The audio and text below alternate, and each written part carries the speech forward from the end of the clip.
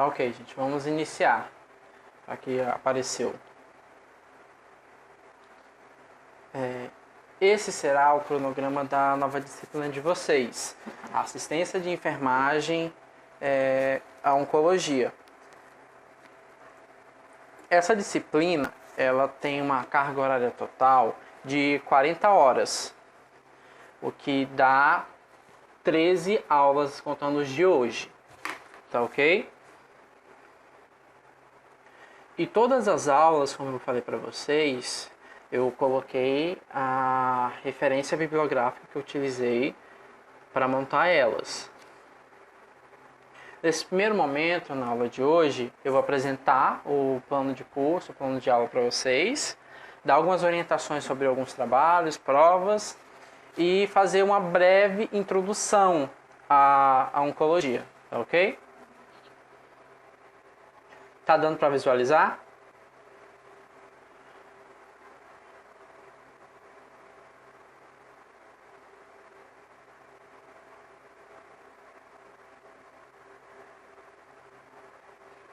Ok, vamos lá.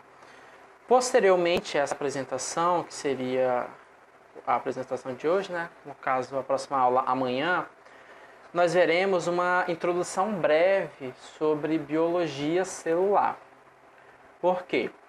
Geralmente esses assuntos de biologia celular são ensinados no ensino fundamental, durante todo o ensino médio, só que eu não sei como que foi o ensino e o estudo de vocês. E para ter um entendimento mínimo de oncologia, vocês têm que saber como essas células funcionam, como elas se organizam, como elas se apresentam e alguns mecanismos dela. Então eu vou colocar uma aula só para fazer a introdução a essa biologia celular. Prosseguindo, nós vamos estudar a oncogênese e a fisiopatologia do câncer, que seria aqueles mecanismos que podem ou não desencadear um tumor, um câncer, e os que podem, como que isso ocorre. Vocês vão conseguir definir todo o processo de formação de um tumor e fazer análise quando ele é patológico ou quando ele é fisiológico, ou seja, maligno e benigno. Todas essas distinções vocês vão ver a seguir. Só um minuto que eu estou aceitando colegas.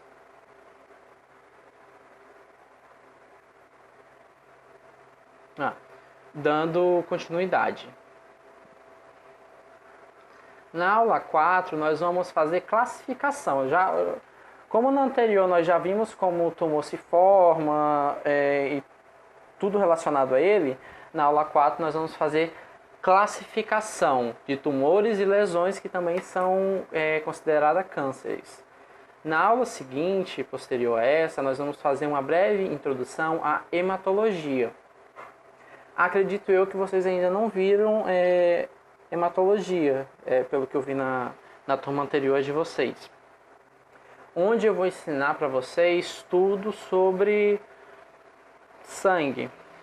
O que compõe o sangue, o que não compõe, a função de cada componente daquele, as anormalidades que pode advir, principalmente o surgimento das leucemias, que seria um câncer de sangue, né? O sangue que é de conhecimento popular. Mas eu vou explicar isso daí tudo de uma forma mais técnica e científica posteriormente. Seguindo, nós vamos fazer uma revisão sobre dispositivos intravasculares e centrais. Mais alguns colegas de vocês querendo entrar.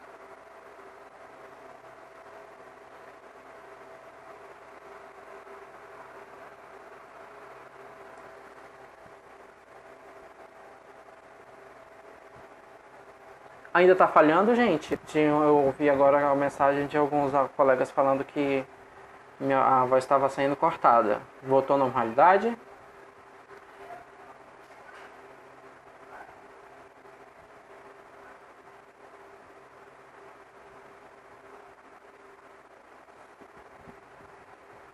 Tudo bem, então vamos dar prosseguimento. Na aula 6 nós vamos ver dispositivos intravasculares e centrais. Vocês vão estudar uma disciplina, eu não sei se vocês chegaram a ver, farmacologia. Vocês estudaram farmacologia?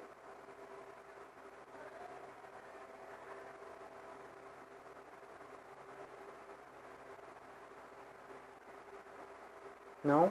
Perfeito. É basicamente o que as disciplinas da turma anterior mesmo.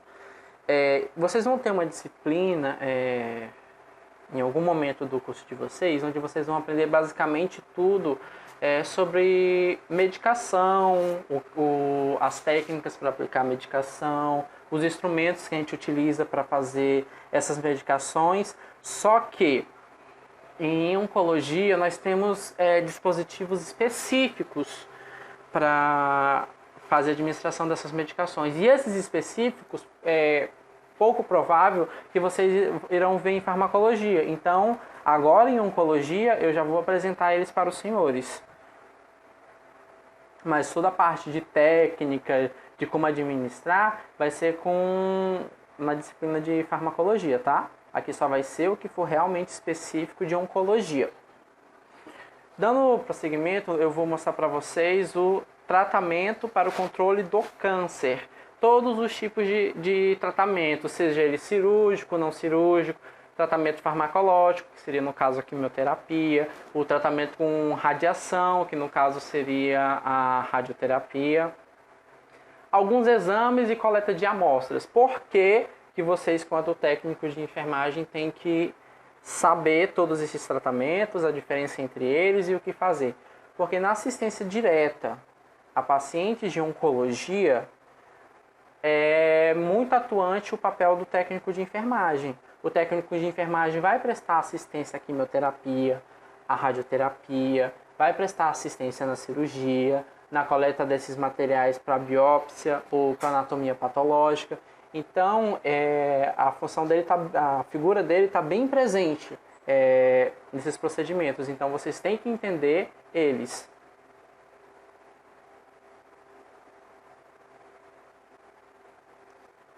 A aula seguinte, vocês estudaram, gente, anatomia?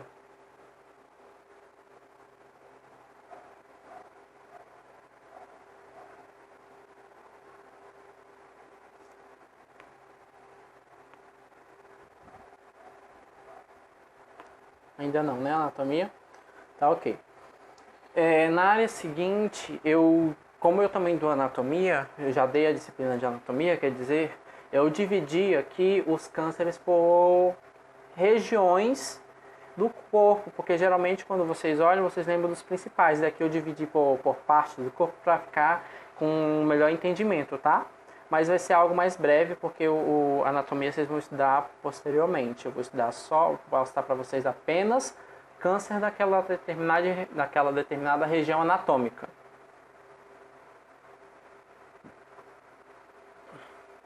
Cuidados paliativos, que vai entrar os tratamentos. Mais acima nós falamos de tratamentos. Quando esse tratamento não surte efeito, nós temos que fazer pelo menos algo para amenizar o sofrimento ou progressão dessa doença. Daí nós entramos nos cuidados paliativos. Nós vamos ter uma aula só de cuidados paliativos, onde eu vou explicar para vocês o que é um cuidado paliativo, fazer a definição, e mostrar para vocês também qual é a função de um técnico de enfermagem nesses cuidados paliativos. Como vocês podem ver, o técnico de enfermagem está inserido em todos os processos da oncologia. Então, por isso que vocês têm que ter uma noção básica de cada um deles. Por isso que eu disse que o conteúdo de oncologia ele é bastante extenso, só que eu sintetizei ele da melhor forma possível para entendimento dos senhores, para que também não cause prejuízo, para quando vocês estiverem na assistência, colocarem vocês na oncologia, numa parte específica da oncologia, vocês saibam pelo menos o que estão lidando.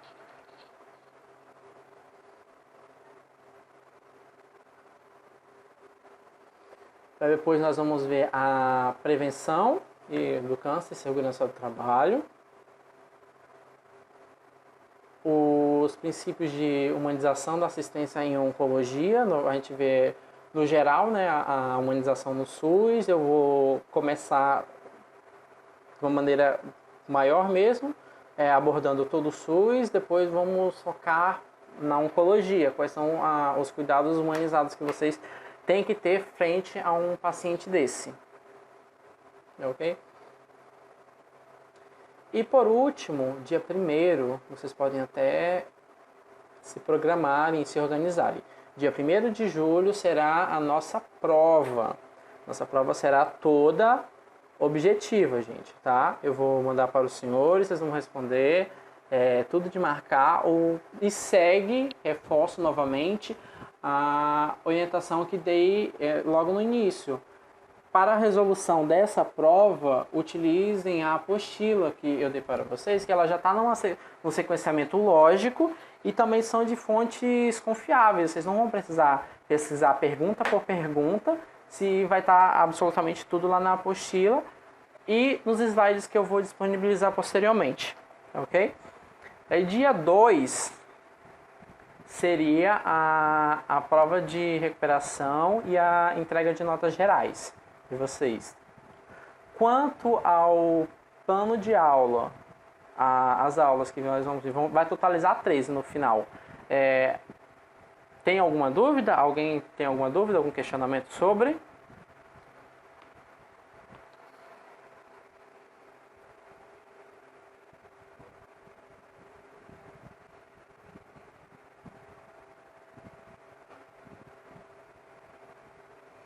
Não, nenhuma dúvida, né? Então, vamos dar prosseguimento.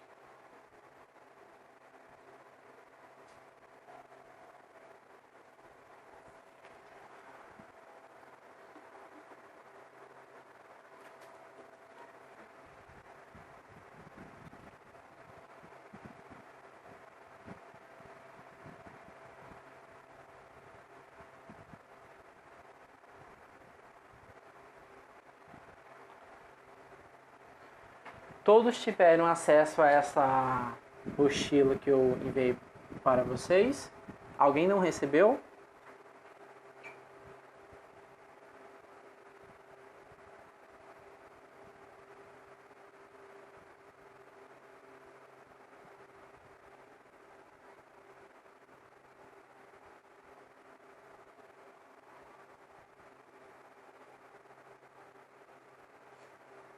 Todos receberam, né? Vamos lá. Inicialmente, eu vou dar para vocês uma breve introdução de oncologia. Vamos lá. Basicamente, gente, a oncologia ela é uma ciência vinculada à área da saúde, das ciências médicas, né, mais especificamente, que lida, estuda, trata, faz o diagnóstico de tumores e câncer. Geralmente tem a confusão de um tumor com um câncer. Essa distinção ao longo das aulas vai ficar mais clara para vocês, o que seria um tumor e o que seria um câncer. A palavra, assim, oncologia, a etiologia dela, ou seja, o surgimento dela, a origem dela, ela vem de duas palavras gregas que significam oncos, que tem a significação de massa, volume ou tumor, e logia, que significa estudo, ou seja, o estudo dessas massas, o estudo desses tumores, o estudo desses cânceres. Tudo isso abrange o ramo da oncologia, tá? Quando vocês ouvem... Tá dando para me ouvir bem, gente?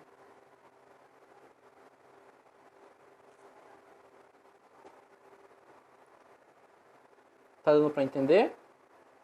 Ok, perfeito. Eu fico perguntando toda hora para vocês, porque a gente sabe que a internet no estado é meio precária, e às vezes um colega corta a voz, eu reinicio o áudio, daí fica tudo ok. Por isso que algumas vezes eu vou interromper só para perguntar se está todo mundo entendendo, compreendendo. Mas dando prosseguimento. Quando a gente fala câncer para um leigo ou para alguém que ainda não estudou oncologia, no caso de vocês, vocês vão sempre pensar que é apenas uma doença. Só que, etiologicamente, câncer, na verdade, ele é um grupo de doenças que envolvem mais de 100 tipos diferentes de crescimento desordenado das células. Ou seja, quando eu tenho um crescimento desordenado das células, eu tenho o surgimento de um tumor. E esse tumor, ele pode invadir ou não tecidos e órgãos de outra parte do corpo. Se eu tenho um tumor, independentemente da área, ela pode ser estudada pela oncologia. Então, câncer não é uma doença em si, especificamente isolada, e sim um grupo que contém mais de 100 doenças distintas entre elas, tá ok? Daí esses tumores, a gente vai estudar, como eu mostrei para vocês, nós vamos ter uma aula só para falar de tumores, classificação, tipo e os tratamentos, e todos eles. Então eu não vou me ater agora, eu só quero que vocês saibam que câncer é um grupo de doenças que surge um tumor, só que não é apenas uma, pode ser até mais de 100 tipos, tá ok? E as causas desse câncer, a oncologia também estuda. Ela geralmente fala que as causas elas são sempre externas ou internas do ambiente. Externas sempre vai se referir ao ambiente que o indivíduo está inserido.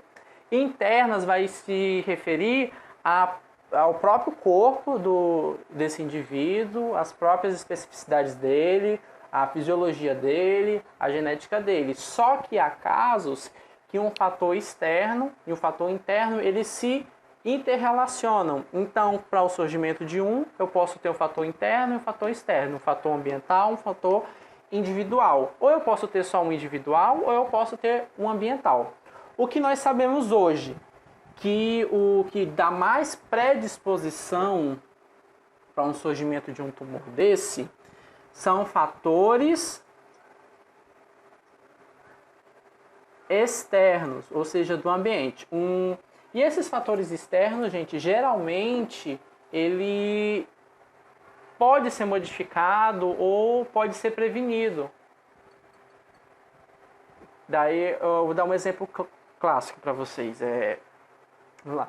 Um dos cânceres mais recorrentes nos sistemas de saúde é o câncer de pele. O câncer de pele ele é provocado, em sua maioria, pelo alto nível de radiação solar. Então, é um fator externo. Dá para me mudar isso? Dá. Com as precauções básicas, que acredito que seja do conhecimento da grande maioria, que seria evitar esses raios que causam esse tipo de câncer, né? Aqueles horários pré-estabelecidos, onde eles têm maior incidência, e o uso do protetor solar. Então, é um fator ambiental que eu consigo manipular ele para que não cause, não culmine, na verdade, no surgimento de um câncer específico. Outro exemplo clássico é o fumo, o cigarro. O cigarro, ele causa câncer de pulmão, causa câncer de boca, de língua, de faringe, laringe, esôfago. É um fator externo, porque dá para se modificar, dá para a pessoa lá na assistência básica receber todo o tratamento, deixar de fumar e largar o tabaco e evitar esse tipo de câncer. Só que os fatores internos inerentes ao próprio indivíduo, ele não consegue ser modificado.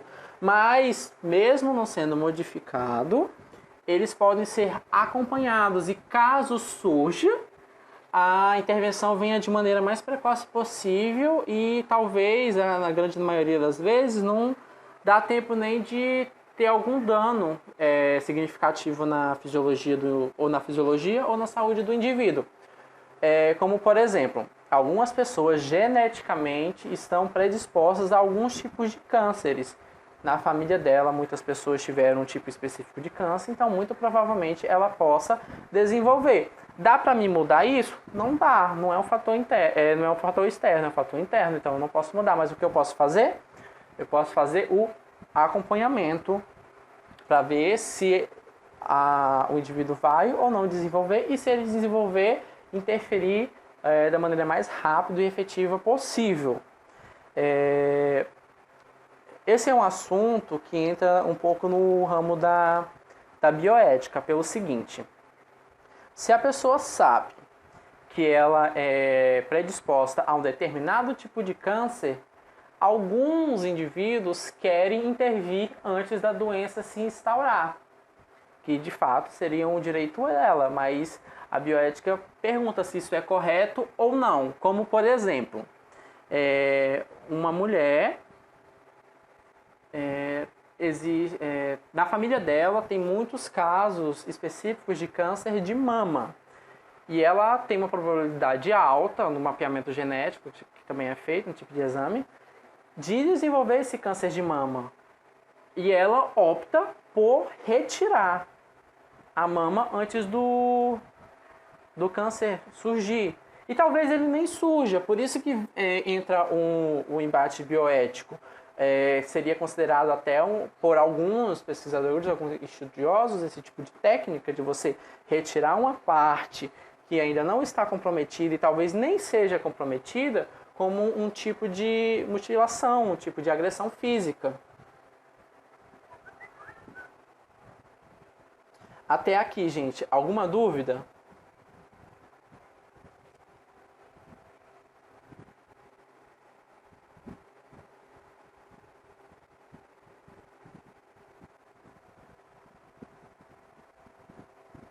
Gente, as pessoas que tiverem com problemas com a internet, vocês não precisam se preocupar que essa aula vai ficar gravada e eu vou mandar um link para vocês poderem assistir assim que disponível, tá? Sempre que vocês puderem.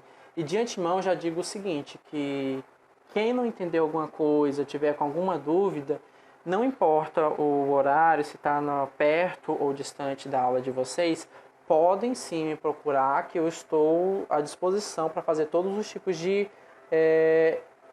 esclarecimentos, tá ok? E às vezes é só questão de reiniciar. Tem algumas pessoas que reiniciam que dá super certo. Mas vamos lá. Até aqui, teve alguma dúvida?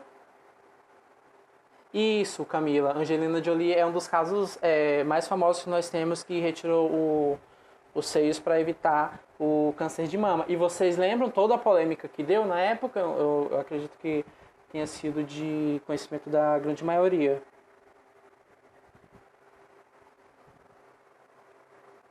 Até então não era algo muito comum, mas depois, pela influência,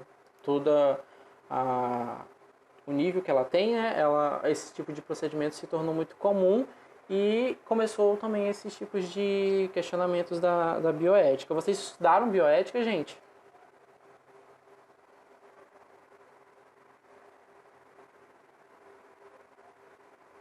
Ainda não? Tá ok, mas vocês vão estudar ainda bioética. Mas seria todos esses questionamentos, se está correto ou não para a saúde. Porque mutilação não é o objetivo de nenhum tipo de tratamento. Por isso que tem um embate entre os estudiosos na área. Se essa profilaxia de retirar ou não um órgão saudável antes que ele seja cometido, se é uma mutilação ou se é uma prevenção, tá ok? A estimativa para o Brasil, de acordo com a epidemiologia, no ano de 2020 a 2021, aponta que nós teremos cerca de 625 mil novos casos de câncer. Ok? E sendo que o de pele vai ser a grande maioria. O perfil do indivíduo que vai ter esse tipo de câncer, no geral, vai ser homens, porque será câncer de próstata, intestino e pulmão, e nas mulheres os cânceres de mama, intestino, e colo do útero e pulmão. Por que os homens? Os homens geralmente, como de conhecimento, acredito, mesmo que vocês ainda não tenham contato com grandes serviços de saúde, que eu acredito que vocês não tenham feito estágio ainda. Mas todo mundo que tiver alguma figura masculina em casa sabe que eles são totalmente relutantes na procura desses serviços de saúde. E só procuram quando realmente o estado já está bem agravado e muitas das vezes irreversível. Então a gente encontra muitos homens, quando vai procurar o serviço, o estágio da doença já está bem avançado, que a gente não consegue mais fazer uma terapêutica muito boa com ele. Já as mulheres é mais fácil, principalmente no câncer do colo do útero, como por exemplo, geralmente a grande maioria faz aqueles exames preventivos, que são anuais, que geralmente é feito com enfermeira, coleta do PCCU, né? E a partir do início da vida sexual é anual. A não ser que tenha alguma outra intercorrência, daí você tem que fazer mais de uma vez por ano, mas no geral é uma vez por ano. Fora as consultas ginecológicas, que também é de rotina das mulheres. O homem não tem nenhum tipo de rotina para ir num médico específico, apesar de ter uma especialidade médica própria voltada para eles. Ok? E algo que eu queria que vocês prestassem atenção. O câncer de pulmão está nas duas classes, tanto em homens e tanto em mulheres. Isso se dá, gente, não especificamente com o uso de fumo, do cigarro, do tabaco, mas sim pelo aumento dos altos índices de poluição urbana. E é algo que, infelizmente, não dá para a gente conseguir reverter. Por isso que o câncer de pulmão se encontra nos dois sexos, tá ok? Vamos lá. O técnico de enfermagem, juntamente com o enfermeiro, ele presta assistência direta a esses pacientes em oncologia, só que não se limita apenas à assistência direta. E outra coisa, quando o Ministério da Saúde divulga os relatórios, os novos protocolos, as novas recomendações, recomendações para a equipe de enfermagem. Quando eu me refiro à equipe de enfermagem, gente, eu não estou me referindo única e exclusivamente ao enfermeiro. Coloquem isso na cabeça de vocês. Eu não sei se vocês ainda vão estudar mais legislação mais para frente, mas isso cai em muitas disciplinas e em muitos concursos. A equipe de enfermagem, ela é composta por enfermeiros, técnicos de enfermagem, auxiliar de enfermagens e parteiros, todos aqueles que possuem registro no Conselho Regional de Enfermagem, tá ok? Vamos lá. Alguma dúvida até aqui, pra gente prosseguir? Tá dando para entender direitinho? Eu tô falando muito rápido?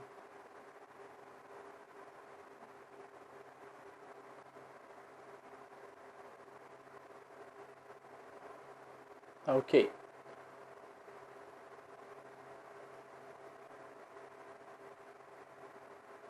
Vamos lá, gente.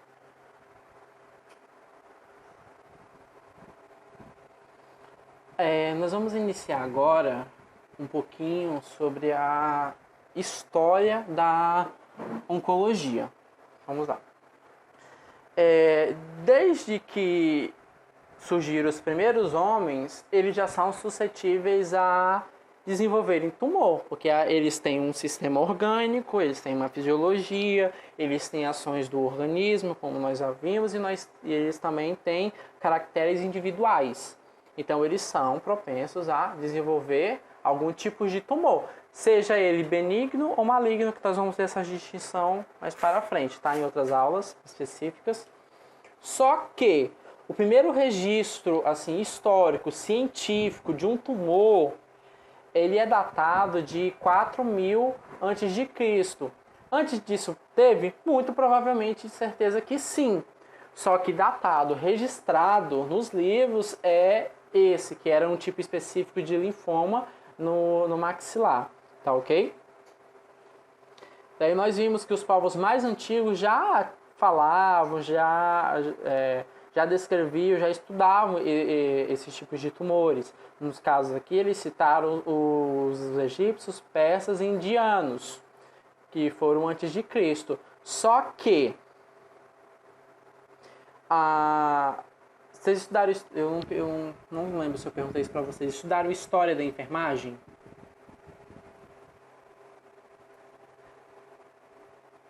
Sim? Perfeito. A professora de história de enfermagem de vocês, ela deve ter dito, acredito eu, que o início lá da assistência de saúde, quando não tinha a medicina, não tinha enfermagem, não tinha nenhuma profissão, era apenas serviços de saúde, era sempre vinculada a crenças e crédulos religiosos.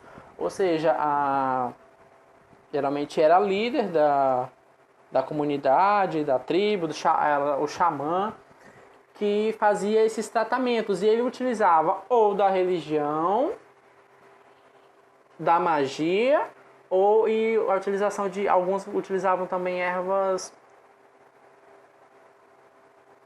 medicinais. Só que inicialmente, as doenças eram consideradas como impurezas do corpo ou algum tipo de possessão demoníaca. Quando nós chegamos no período grego da história grega, nós vimos surgir as primeiras escolas de medicina, coordenada por Hipócrates, que é conhecido como o pai da medicina, tá? Ele fez a distinção, a separação de doença e magia. Então, houve essa separação do que era doença e do que era possessão demoníaca, ok? E ele definiu que doença era qualquer tipo de tumor duro que aparecesse no corpo. Por quê? A medicina grega de Hipócrates era basicamente o equilíbrio dos fluidos corporais, né? Como vocês já viram, no caso de sangue e do sistema linfático. Como vocês não estudaram anatomia nem fisiologia, o sistema linfático, ele produz um líquido que a gente chama de linfa. Ele é basicamente composto pelas nossas células de defesa do organismo. Então, Hipócrates estudava o equilíbrio desses líquidos e, segundo ele, quando havia o desequilíbrio, a pessoa ficava doente. Se houvesse um tumor duro que eles fossem retirados e eles ressurgissem, era considerado uma doença mais grave. Depois disso, nós temos o período da Idade Média, onde o poder era basicamente controlado pela Igreja Católica. A Igreja Católica, nesse período de Idade Média, também conhecido como Idade das Trevas, defendia a ideia que o ser humano era um ser divino que tinha que adorar a Deus e o corpo dele era inviolável. Então, não se podia de maneira alguma fazer estudos com anatomia, com corpos e nem de fisiologia. E caso fosse feito, seria considerado uma heresia pela igreja e essa pessoa seria considerada um bruxo, um herege, sendo condenado à morte na fogueira ou por enforcamento. Então, praticamente se extinguiram todo tipo de tratamento médico, de estudo com o corpo humano. Logicamente que teve aqueles que mesmo assim fizeram esses estudos de maneira clandestina, alguns foram descobertos e punidos por isso. Só que aí nós vemos que tudo aquilo que Hipócrates tinha feito, de separar religião de doença, voltou, ou seja, um grande retrocesso. Até que alguns estudiosos foram contra a igreja, enfrentaram ela e fizeram seus estudos, como Leonardo da Vinci. E aqui está o anatomista italiano Giovanni Battista, que fez os nossos primeiros atlas de anatomia. Nós conhecemos o corpo humano e o funcionamento dele. Por que eu estou dizendo isso para vocês, gente? Se vocês tiverem domínio de anatomia, de como o corpo humano e de fisiologia, como ele funciona adequadamente, quando vocês forem para a prática ou para qualquer tipo de disciplina dessa mais específica, vocês vão conseguir identificar o funcionamento anormal, porque o normal vocês já conhecem. Então, o anormal aqui vai ser muito fácil identificado por vocês, tá ok? E a partir desses estudos que foram identificados os primeiros casos de câncer e metástase. Metástase a gente vai ter uma aula só sobre metástase. Mas como eu falei para vocês, a oncologia envolve estudos de tumores e de células tumorais. E para isso, só o estudo de anatomia, que é algo macroscópico, ou seja, numa visão mais externa, não seria suficiente. Eu precisaria enxergar o corpo humano em partículas cada vez menores, já que a teoria da organização celular ainda não existia. E daí o que houve? Houve primeiro a invenção do microscópio, o surgimento das células normais, e a partir disso começou a estudar as células anormais.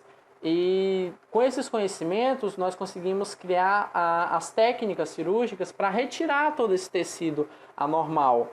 Daí são as cirurgias oncológicas que nós vamos estudar elas, tá? As primeiras cirurgias oncológicas foi o tumor de estômago, retirado em 1881, e a mastectomia, que é um tumor de mama, que foi retirado em 1890.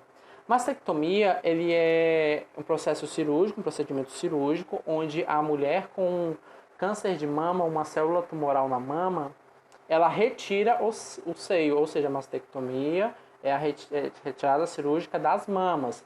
Foi a cirurgia que a atriz norte-americana Angelina Jolie fez como prevenção, como que vocês citaram aqui, tá? Outro evento, até aqui alguma dúvida, gente? Está dando para seguir o meu raciocínio?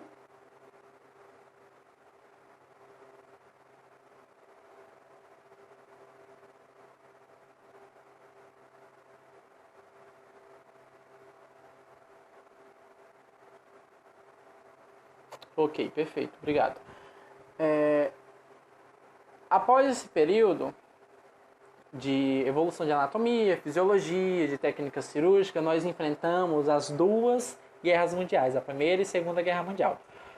Quando se pensa em guerra mundial, vocês sempre vão lembrar, basicamente, é normal, das atrocidades, das mortes, todo o sofrimento que realmente teve nesse período. Só que, por incrível que pareça, foi nesse período que a medicina teve um grande e incrível desenvolvimento. Por quê? Começaram-se a fazer cada vez mais experimentos com seres humanos, que até então não era muito comum fazer. Então começaram a fazer esses experimentos com seres humanos e hoje nós temos muitas informações, como eu tinha citado para uma turma anterior. Hoje nós conseguimos saber por quanto tempo um ser humano consegue ficar sem se alimentar, por quanto tempo ele consegue ficar sem ingerir líquidos e qual é o limite de dor e o que acontece com uma pessoa que atinge esse limite de dor. E todas essas descobertas foram da Primeira e da Segunda Guerra Mundial. E como eles conseguiam isso? Infelizmente, testando. Por exemplo, eles faziam a pessoa sentir dor até ela desmaiar. Então, eles já tinham o conhecimento e a conceituação de limiar de dor. Por quanto tempo a pessoa consegue ficar sem se alimentar? Deixar umas pessoas sem se alimentar e alguns grupos de pessoas sem se alimentar até elas morrerem para fazer a estimativa mínima. Com a ingestão de líquido é a mesma coisa. Algumas substâncias foram utilizadas, principalmente nessas armas químicas no combate entre os exércitos, né? E essas armas químicas, essas substâncias químicas, posteriormente, foi descoberto que elas serviam para o tratamento do câncer.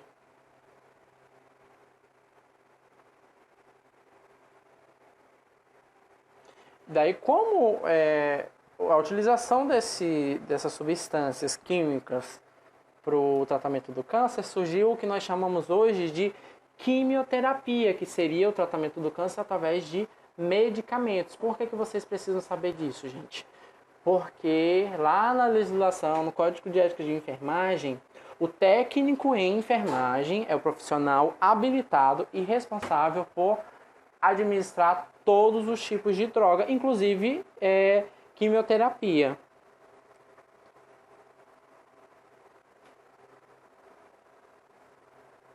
Vamos lá. Além disso, foi descoberto alguns gases, né, principalmente o gás mostarda, que ele servia também para o tratamento do câncer. E alguns soldados eles foram tratados com antibióticos na época que servia para tratamento de, salvo engano, era tuberculose. Era tuberculose. E depois descobriram que esses medicamentos também serviam para combater a leucemia. Daí acabou o período da guerra, vieram os farmacêuticos modernos, que criaram cada vez mais medicações até chegar à configuração que nós temos hoje. Ok? E aqui tá os hospitais, algumas drogas, mas eu não vou me ater a isso, como eu falei para vocês. Vocês vão estudar farmacologia ainda, vão aprender sobre as drogas, e quando eu for ensinar a quimioterapia, eu falo um pouquinho mais com elas para vocês, tá? Ok? Até aqui tudo tranquilo?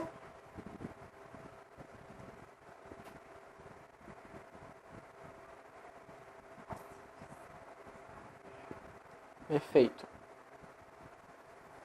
Vamos lá, então vamos para a próxima unidade, tá, gente? Atuação da enfermagem nesses pacientes com oncologia. Agora nós sabemos que os serviços de enfermagem estão envolvidos no tratamento da oncologia. Só que toda a equipe de enfermagem, que é composta por aqueles profissionais que eu já mencionei para vocês, não unicamente pelo enfermeiro e pelo técnico de enfermagem, tá? Por isso, em 2004, o Ministério da Saúde liberou uma resolução chamada RDC 220 de 2004, que aprovava o regulamento técnico dos serviços de terapia antineoplásica, que era basicamente as quimioterapias. Antes disso, a enfermagem trabalhava com quimioterapia? Sim, porque é uma das funções inerentes a ela, só que não tinha uma regulamentação. Só que em 98, o COFEN, o Conselho Federal de Enfermagem, ele regulamentou a atuação dos profissionais de enfermagem em quimioterapia, então bem antes do ano de 2004. Tá? E dizia o seguinte, para vocês terem uma ideia, aqui o meu objetivo é o seguinte: quando eu falo para vocês em assistência de enfermagem à oncologia, de fato, o primeiro pensamento de vocês vai ser vocês lá no hospital, cuidando de pessoas com câncer, ajudando no tratamento. Só que as funções de vocês e os campos de atuação são bem mais amplos do que apenas assistência direta a pacientes. E aqui eu vou falar de uma maneira genérica quais são essas funções. E ao longo de outras aulas vocês vão ver funções mais específicas, tá? Vamos lá.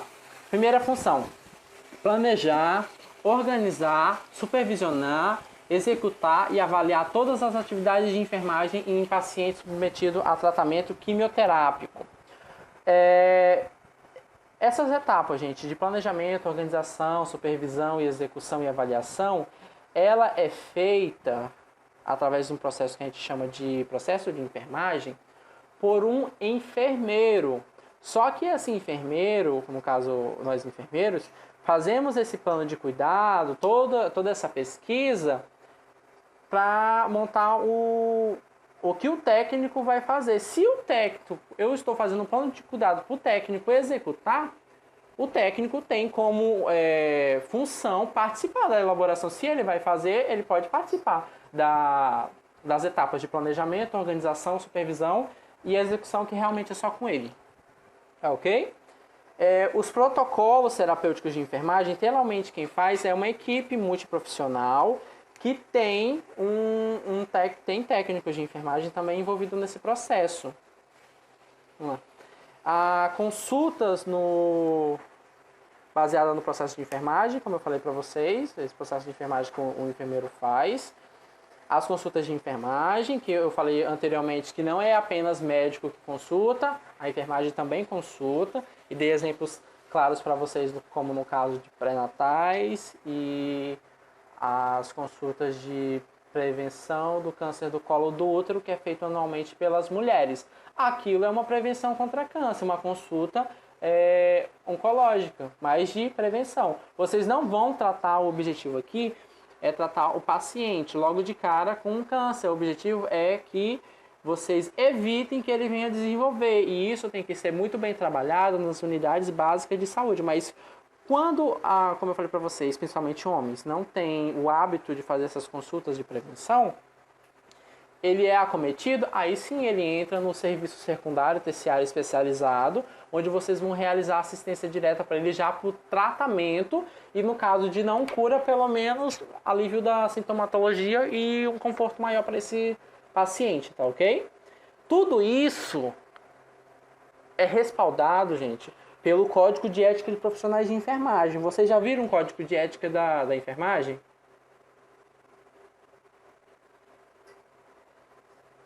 Código de Ética da Enfermagem, sim? Perfeito. Então lá vai estar definido o que o que é competência do técnico, do enfermeiro, da enfermagem como geral. E o respaldo do que vocês não podem fazer também, caso vocês venham fazer, as possíveis punições, multa, cassação, tudo que está previsto lá. Tá ok? Salvo, é claro, também está previsto, está muito bem claro, os casos de urgência e emergência que vocês acabam desempenhando funções que não são inerentes ao nível técnico. Só que se vocês fizerem algo errado por falta de conhecimento, vocês vão estar acabando de cometer imperícia. Ok?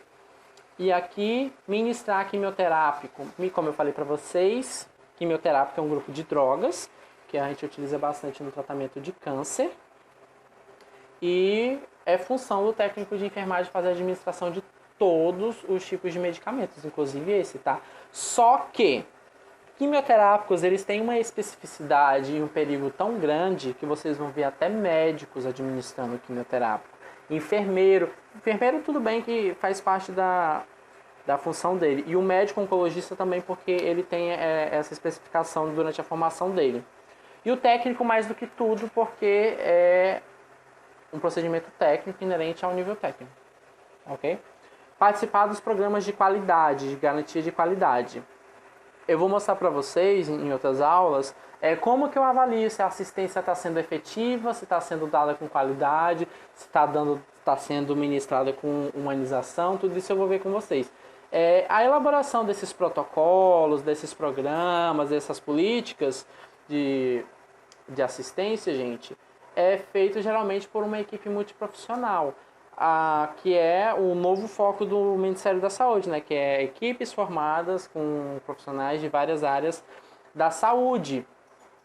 E por mais que vocês, futuros técnicos em enfermagem, não façam essas funções, vocês devem participar de todo esse processo, porque vocês vão estar envolvidos nele. Ok? Isso aqui, ó, todos esses manuais. Até aqui, gente, vocês estudaram biossegurança, né? Para cuidar de um paciente oncológico, a biossegurança vai ter que ser frequentemente revisada e levada em consideração, levando que eles estão com um sistema imunológico baixo e estão imunossuprimidos e muito suscetíveis a todos os tipos de infecção externas e internas. Então é necessário que vocês tomem todo o cuidado possível de segurança própria e individual de vocês no uso de EPIs e no manuseio correto de técnicas. Por isso que vocês aprendem durante em farmacologia a administrar esses medicamentos e tudo tal, tá ok? E aqui eu encerro a introdução à oncologia. Ficou alguma dúvida, algum termo não muito claro?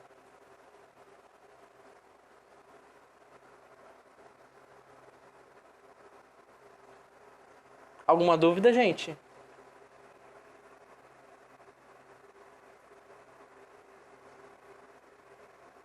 Perfeito, gente. Então amanhã nós vamos dar continuidade ao nosso plano de aula, tá ok? E vamos estudar basicamente a biologia celular. Tem já na apostila, quem quiser revisar o assunto de hoje já está na apostila e quiser dando uma lida da manhã, tá? Não tem problema algum, tá? Nós vamos estudar esse material amanhã. Se ficar alguma dúvida, algum questionamento, já reitero novamente que estou à disposição de todos os senhores para solucionar e sanar essas dúvidas e questionamentos, tá ok?